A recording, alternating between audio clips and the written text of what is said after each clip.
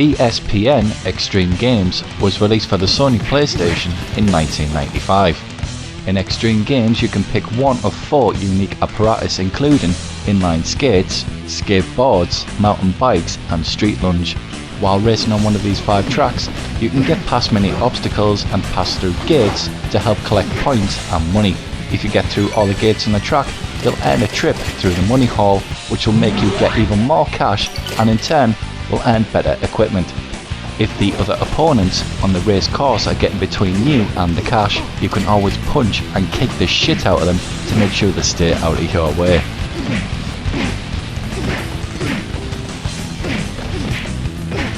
In single player mode you can take on the computer with the Expedition or Season mode, and when you get sick and tired of versing the computer opponents, you can always challenge a friend with the 2-player split screen option, which is absolutely fantastic. In split screen mode, you and another friend are also versing all the other opponents on the track, as well as dodging all of the rabbits and chickens you might run into.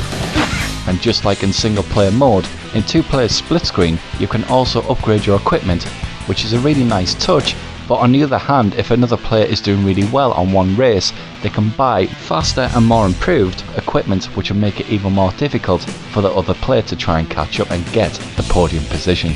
And that pretty much sums up Extreme Games. You'll have a very limited roster of equipment to choose from, as well as characters and courses, which means that you won't really find much depth in this game.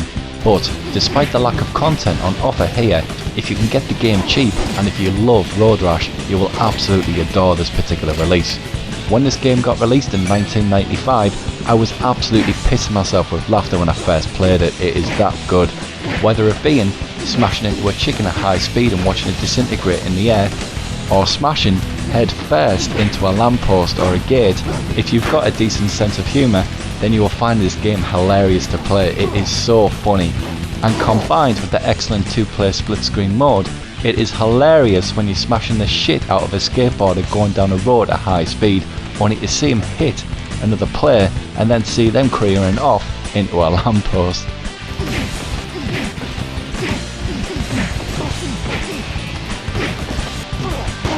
If you haven't guessed already, the game obviously takes its inspiration from the likes of Road Rash. But unlike Road Rash, where you had different weapons to take down your opponents, such as chains, batons, taser guns and pepper spray, you don't really have that in Extreme Games. You've only got your fists and your legs to kick people off skateboards and street lunges. Extreme Games is a guilty pleasure. It doesn't really have a lot of content on offer, and it doesn't do anything particularly bad, but it doesn't do anything particularly stellar as well. You have just got to take the game for what it is at face value, and it is just a simple Road Rash clone with hilarious sound effects and a great 2-player mode. It's just a real shame that now, if you wanted to try and pick the game up for a decent price, you're going to have your work cut out for you. Places like Amazon and eBay will charge your arm and leg for a European copy of the game. I think what it is that the game, when it got released, was obviously a launch title for the PlayStation, and it simply got ignored for the likes of Battle Arena Toshinden, Rayman, Ridge Racer and Warhawk, purely because it just looked like a cheap knockoff Road Rash clone, which is what it is, but it's still a very fun game to play. But if you wanted to buy it, it's going to set you back at least 20 quid. So my advice is just try to scout about at local junk sales and see if you can find somebody who doesn't know the value of the actual game. If you can get it for cheap, then definitely pick this game up. It is hilarious with a couple of mates and a few beers. Running over rabbits and kicking the shit out of skateboarders never gets old.